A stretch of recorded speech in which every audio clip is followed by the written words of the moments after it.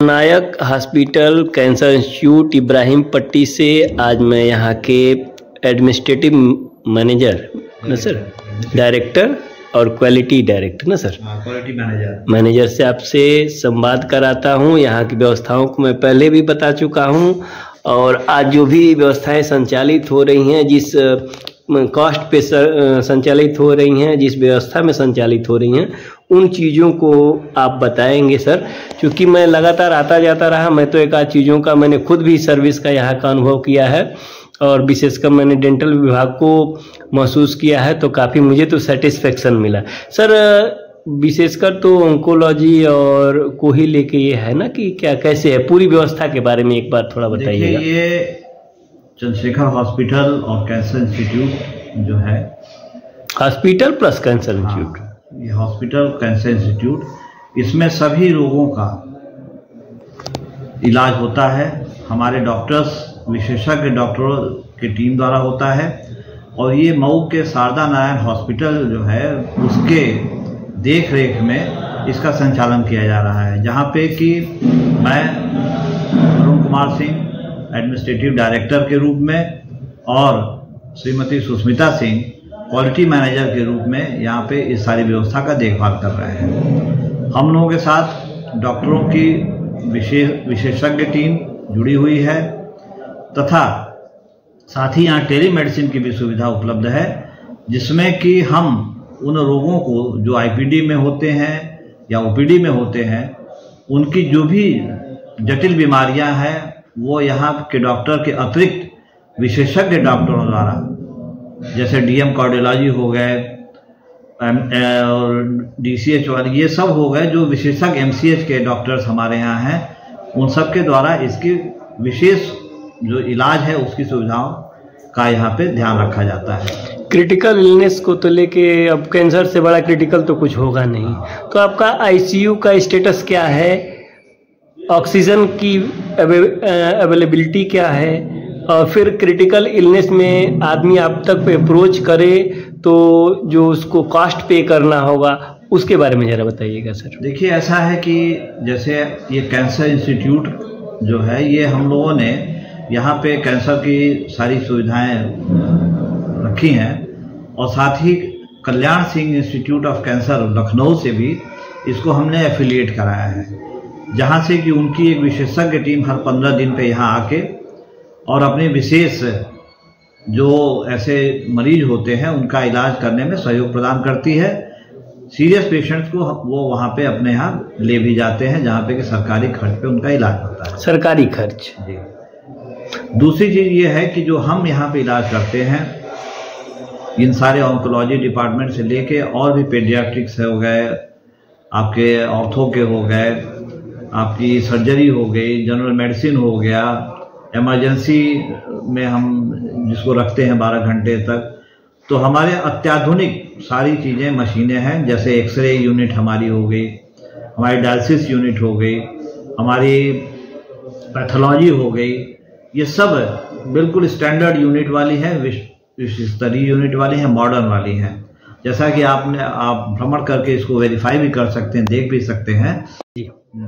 जो सुविधाएं हमने यहाँ पे बना रखी हैं वो बिल्कुल जो मानक है मेडिकल काउंसिल का, उसके अनुरूप हमने बना रखी है।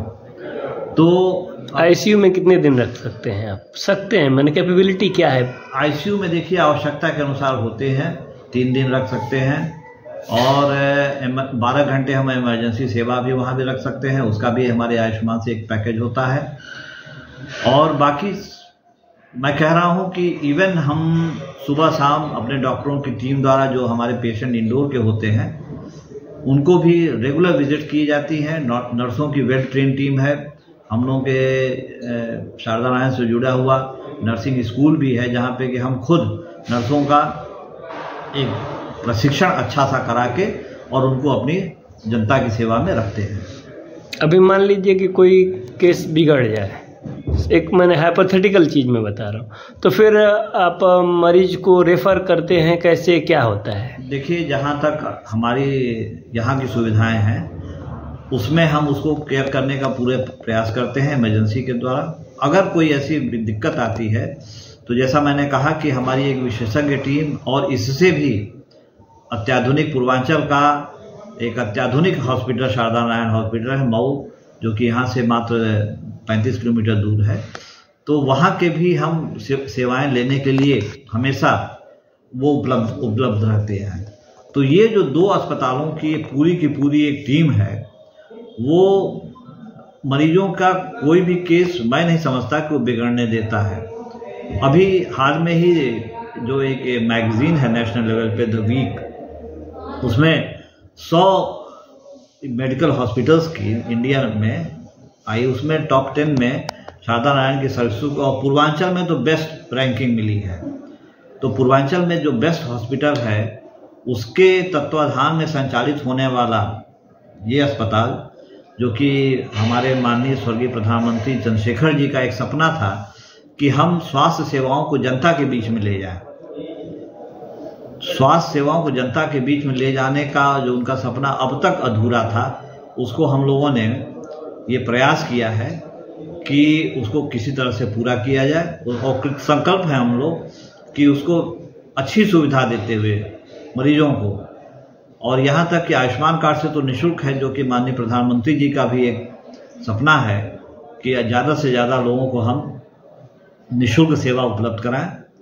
उसके अलावा अगर आयुष्मान के द्वारा मरीज नहीं भी तो कैश की भी सुविधा है, और कैश के संबंध में मैं आपको अवगत कराना चाहूँगा कि इसमें हमारे जो दर हैं वो चाहे जांच की हो चाहे किसी भी बेड की हो, वो बिल्कुल मिनिमम है, एकदम कम से कम है, जो कि गरीब से गरीब व्यक्ति के द्वारा भी दे हो सकता है। और अगर नहीं आयुष्मान कार्ड है तो ये प्रयास भी होता है कि उसको हम किसी तरह से बनवा के और सरकार की उन योजनाओं का लाभ आम जनता तक पहुंचा सके, जो कि हमारे सरकार का, माननीय प्रधानमंत्री जी का, माननीय मुख्यमंत्री जी का ये सपना है। ये ऑपरेशन के संबंध में शल्य चिकित्सा होती है कि नहीं होती है? शल्य चिकित्सा बिल्कुल होती है। हमारे यहाँ जो है एक MS सर्जन ऑलरेडी उपलब्ध है, हमारे पे रोल पे हैं, वो आते हैं और शल्य चिकित्सा होती है। आज भी 2 शल्य चिकित्साएँ हैं और उसकी तैयारी चल रही है। अच्छा, ये आँख वाला जो मैं देखा हूँ, तो आँख वाली भी सर्जरी होती है कि नहीं होती? आँख वाली भी सर्जरी अभी विगत सप्ताह में 4-5 आँख की सर्जरी हुई थी, और वो सभी मरीज ठीक हो गए और यहाँ से डिस्चार्ज किया। सर, गाइनों का मामला है, औरतों का जब संवाद हो रहा है तो सब कुछ बातें क्लियर हो जाए, तो जो भी देखेगा उसके लिए कुछ फ्रूटफुल होगा ये। तो जो औरतों का जो मामला है विशेषकर, तो उसमें भी सर्जरी आमतौर पे देखने को ही मिलती है, तरह तरह की होती हैं। तो और उसके बाद वो कभी बिगड़ जाता है तो कैंसर का भी रूप ले लेता है।